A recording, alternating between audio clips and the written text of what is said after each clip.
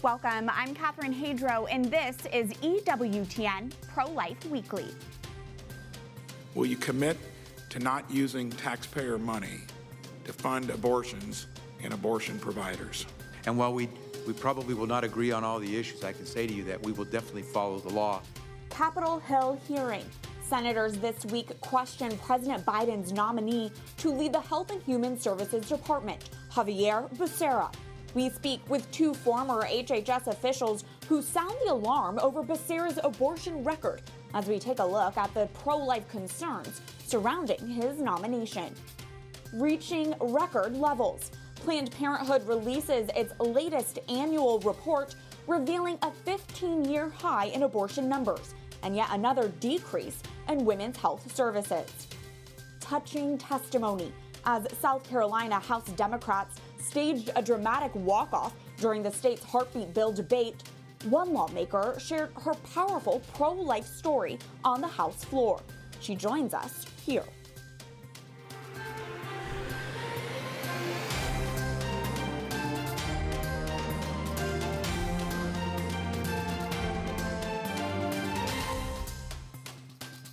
Most people agree that partial birth abortion is awful. You voted against a ban on partial birth abortion. Why? When I come to these issues, I understand that we may not always agree on where to go, but I think we can find some common ground. I think we can reach common ground on many issues, but on partial birth abortion, it sounds like we're not going to reach common ground there. At a Senate confirmation hearing this week, Republican Utah Senator Mitt Romney questions Javier Becerra over his support for late-term abortion. Becerra is President Joe Biden's nominee to lead the Health and Human Services Department, and he has an extreme pro-abortion record throughout his career. From his time in Congress to his time as California Attorney General, Becerra has prosecuted pro-life advocates and has faced off against pro-life pregnancy care centers and the Little Sisters of the Poor at the Supreme Court. Other Republican senators also raised concerns over Becerra's record and qualifications. Given the 50-50 Senate split, it remains to be seen if Becerra will be confirmed to be the next HHS Secretary. We are joined on Skype now with two former top HHS officials. Roger Severino is the former director of the Office for Civil Rights in the HHS Department, serving from 2017 to 2020. Today, he is a senior fellow at the Ethics and Public Policy Center, where he directs the HHS Accountability Project. Valerie Huber is the former special representative for global women's health, having served within the HHS Department Office of Global Affairs during the Trump administration. Roger, I'll go to you first. Your HHS office twice found Becerra in violation of federal conscience laws while he was in California Attorney General's role. Needless to say, you've had your share of run-ins with him. Your thoughts if Becerra is confirmed to be the next HHS Secretary? Well, he should not be confirmed. He's not qualified to be the Secretary of HHS. First, he has no public health experience to speak of. And as you note, he was my primary antagonist when I was at HHS. I was head of the Civil Rights Office and twice found him liable for violating conscience protection laws. These are laws that are bipartisan, passed by Congress every single year, like the Weldon Amendment. And to pick Javier Becerra to be the head of this agency presents an incredible conflict of interest. Is he going to be the judge in his own case? He cost his state $200 million in HHS funds because he was forcing nuns to provide abortion coverage for fellow nuns. That doesn't make any sense. That alone should disqualify him from being the HHS Secretary. He's a divisive pick. He's focused on abortion above all else. He's not the one who's going to lead us out of this COVID-19 pandemic. Valerie, if Becerra is confirmed, what global impact would this have for the pro-life issue? Well, it's going to have a huge global impact. President Biden, very early in the administration, made it very clear that domestic issues and global issues are going to be linked. And when it comes to women's health, the priority is going to be abortion. So we know with or without Becerra, that's going to be the priority. However, just as Roger said, having someone who is such a radical pro-abortion advocate will move that agenda to its limits. And being at HHS is really ground zero for protecting life or for promoting abortion.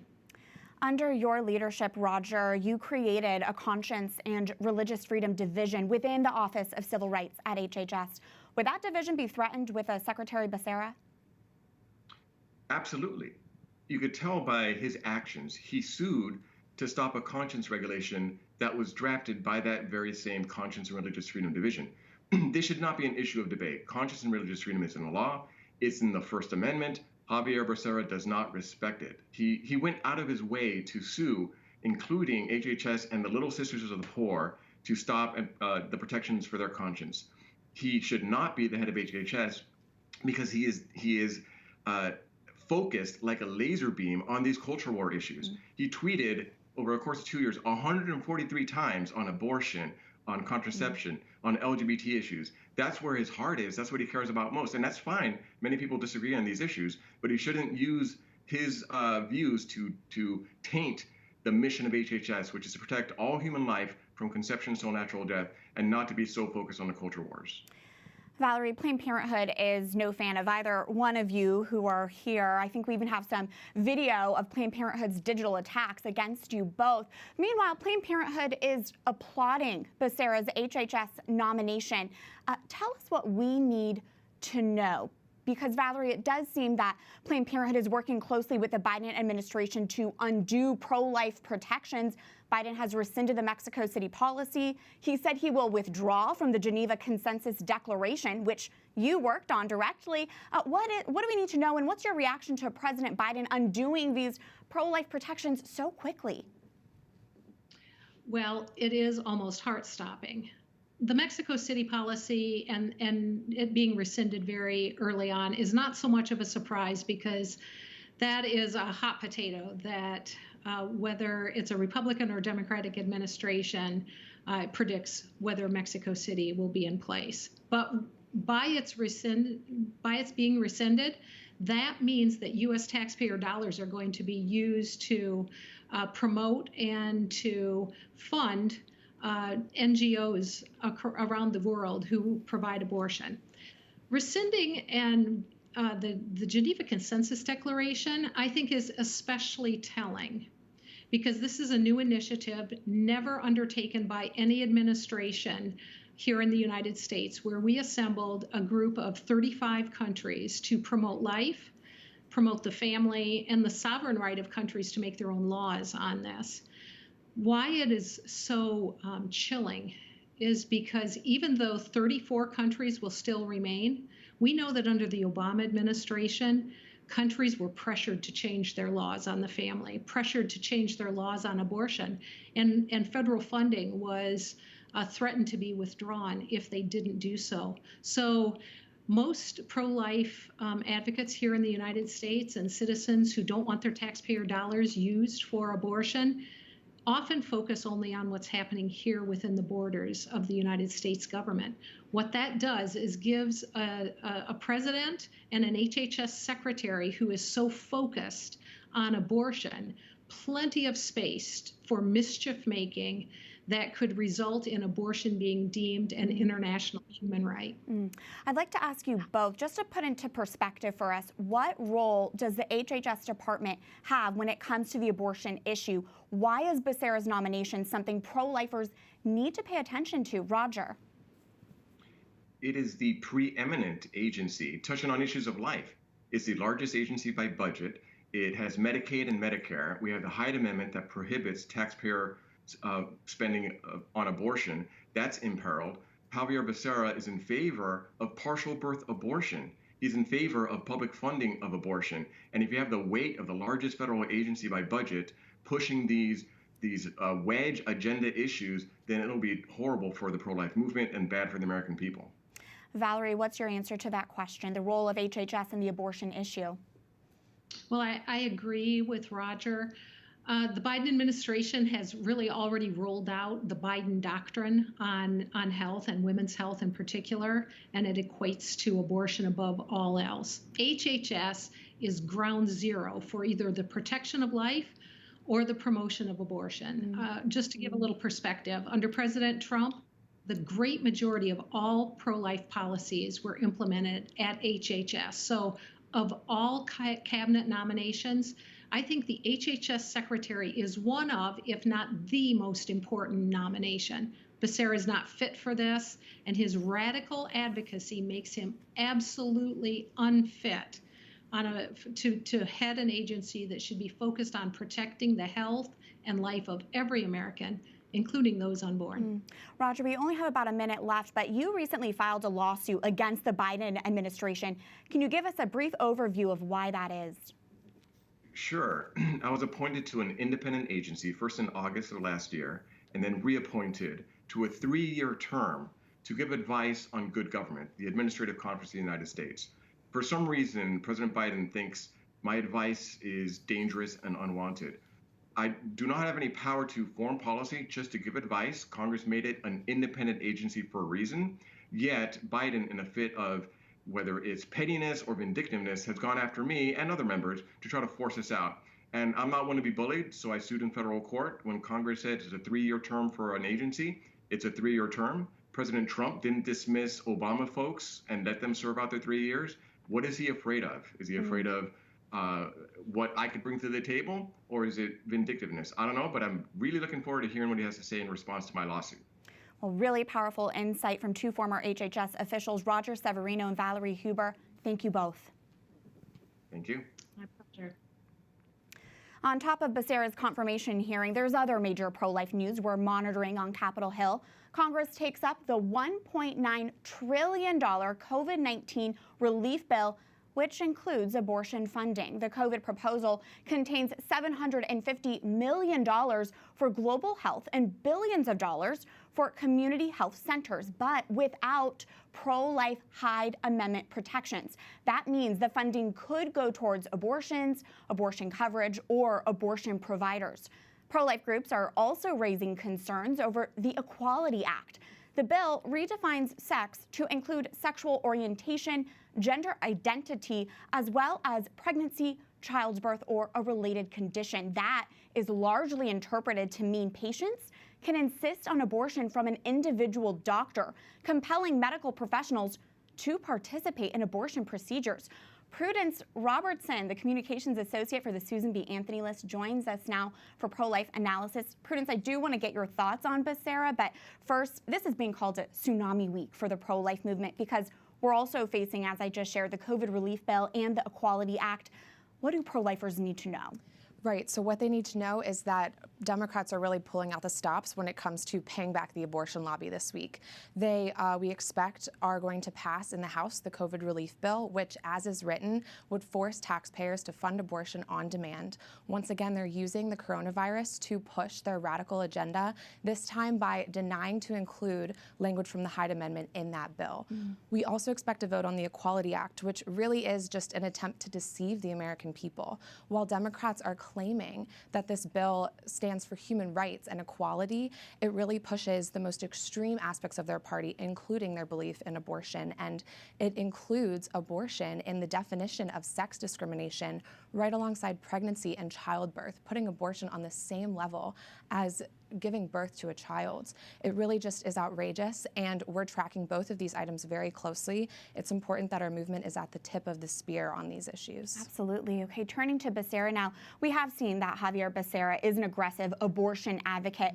What stands out to you from his record that might indicate how he would rule if he does get confirmed as HHS Secretary? Well, Catherine, he would truly be an enemy to every pro-life policy that we have worked to promote so hard in the pro-life movement for decades. His record truly does span decades. He voted for partial birth abortion, as you said earlier in the show, and he was even questioned on that just yesterday by Senator Mitt Romney, and he refused to denounce that vote.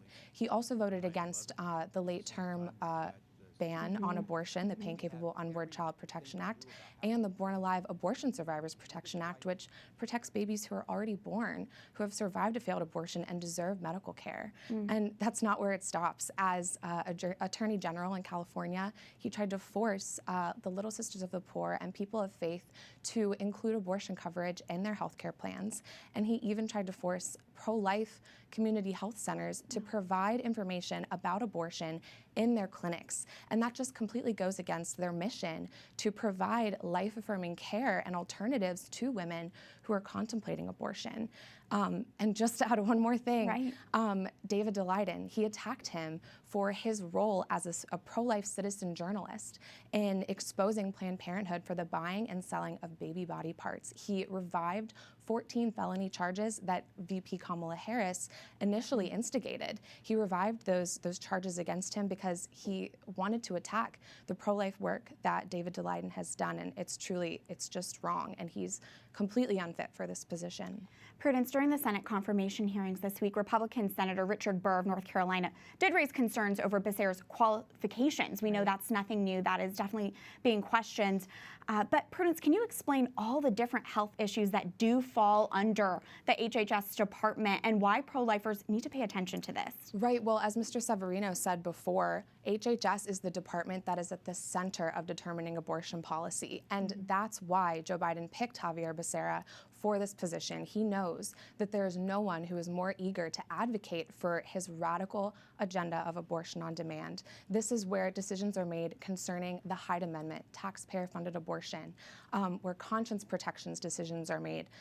American people should never be forced to be complicit in abortion against their will, especially if it goes against their deeply held moral beliefs. This is where restrictions are put on dangerous chemical abortions, which are on the rise. Women, more often than not, are choosing chemical abortion, and that makes the woman the abortionist, putting them in their homes and opens them up to a host of risks, and obviously putting their unborn child at risk too. So it's so important to emphasize that Becerra really has thrown away any guise of being moderate on this issue. He is a wolf in sheep's clothing, and it's crucial that we stop his nomination. Thank you for that solid analysis. Prudence Robertson with the Susan B. Anthony List. Thank you. Thanks, Catherine.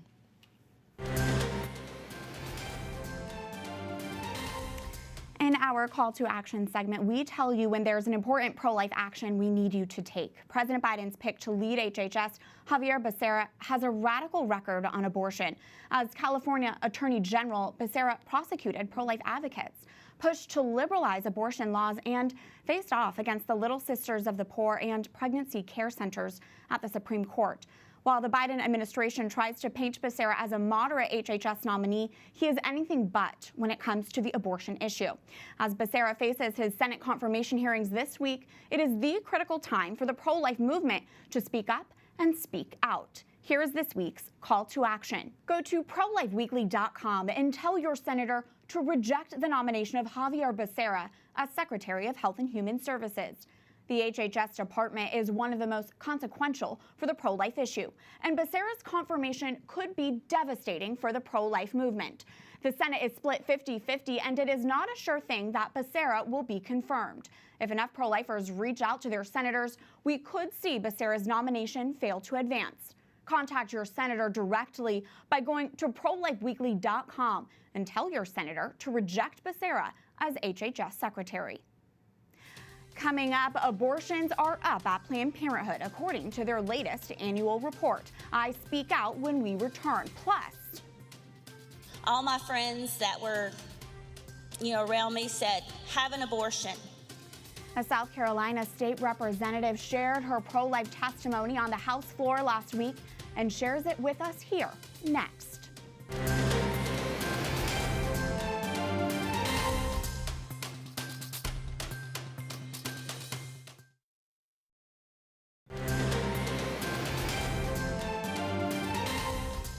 Welcome back to EWTN Pro-Life Weekly. I'm Catherine Hadro. Planned Parenthood's latest annual report shows a 15-year high in abortions during a pandemic year. That is this week's Speak Out segment.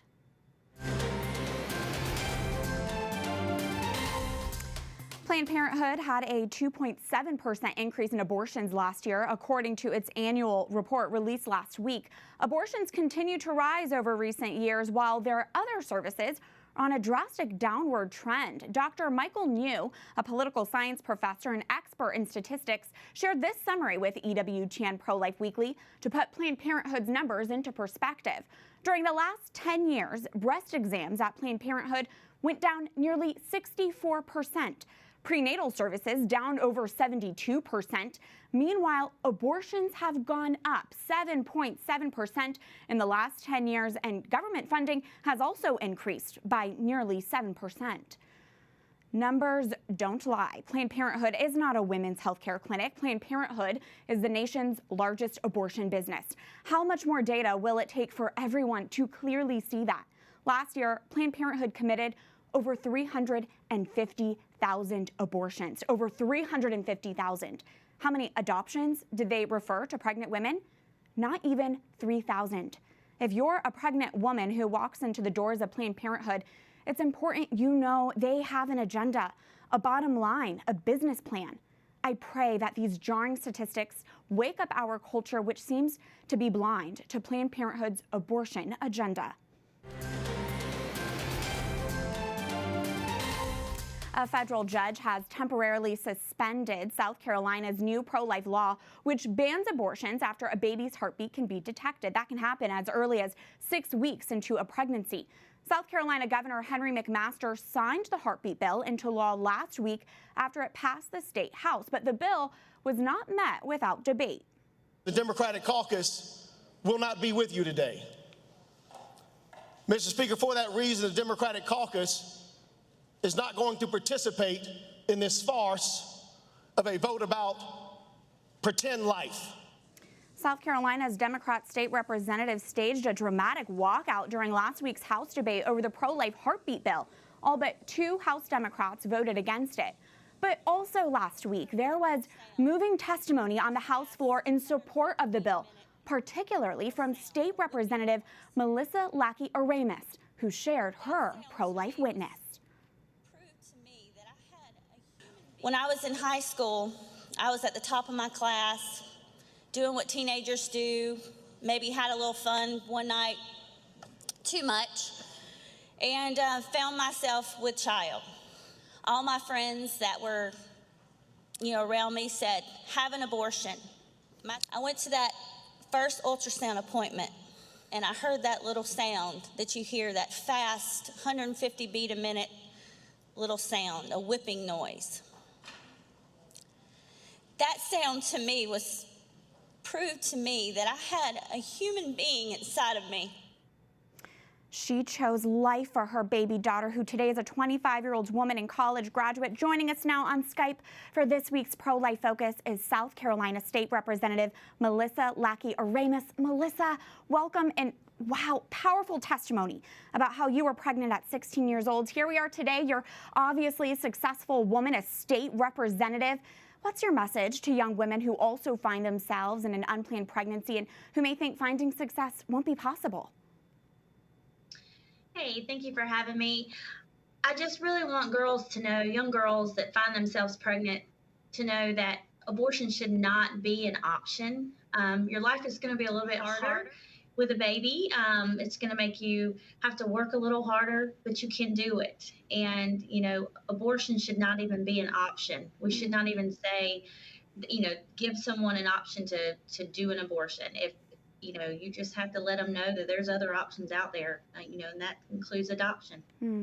You shared about choosing life for your daughter after hearing her heartbeat. South Carolina's heartbeat law is currently suspended, but why do you think this law is important for women? I think it's important because we need to quit just saying that it's about women's health care. And we are, we're taking a woman's right to choose away so she can have all these health care. If I had a doctor tell me that I needed to abort my child, he wouldn't be my doctor anymore. So it's important for women to know that there's other options out there. We do not have to end it this way. So for South Carolinians, we wanted to let the world know that we stand up for life here. And I just pray that our court systems will follow suit in the Supreme Court. It was a very personal testimony you shared on the South Carolina House floor last week. Was that difficult to share, and why did you ultimately decide it was important to do? I was not prepared. I didn't have anything written down, but I just decided to tell my story. I just prayed about it the night before and said, I think just telling who I am might be a better testimony than having all these things written down. So I like I said, I didn't have anything planned, and it just came out the way it did. And I did not realize it was going to touch and inspire so many women so many people have reached out to me saying they wish they had me in their corner, championing them along the way, so they wouldn't have had to make that decision. So that's been pretty powerful. And tell us about your daughter today. I understand she's 25 years old Yes, now? she is. Wow, tell us about her. Yes, she is. She now, like I said, she's a college graduate. She's living in New York City and loves it there. She's a very independent woman. She's an entrepreneur. She is in fashion field, and she is planning to launch a swim line come this spring. So we're very proud of her. She is headstrong like her mom. So I don't know if that's a good thing or a bad thing, but she has watched me along the way and be an independent person. And so I'm very proud of the Christian strong woman she is today. Your speech did get a lot of attention. What's your message to people who think the heartbeat bill and pro-life laws are anti-woman? I really want women to stop saying that. People keep saying to me, you had a choice, you had a choice. Really, I didn't. I wish nobody would have ever spoke those words to me, but I don't want women to think that's their only option. There should not be an option. When two people consent to have sexual relations and a baby comes to be part of it, then there is no second guessing that. That's a life inside of you, and God placed it there, and it's up to you to take care of that responsibility. So I don't even think abortion should be an option, and so we can just end that conversation altogether. Well, thank you for your vulnerability and sharing your own personal witness, and for your courage. South Carolina State Representative Melissa Lackey, Oremus, thank you. Thank you so much for having me. Thank you. That does it for this edition of EWTN Pro-Life Weekly. Until next time, we'd love to hear from you. Find us on social media at EWTN Pro-Life on all social media platforms, Twitter, Facebook, Instagram. We're there. You can also send us a message by emailing prolifeweekly@ewtn.com. We love to hear from you. Remember, life is a gift. Your life is a gift. God bless.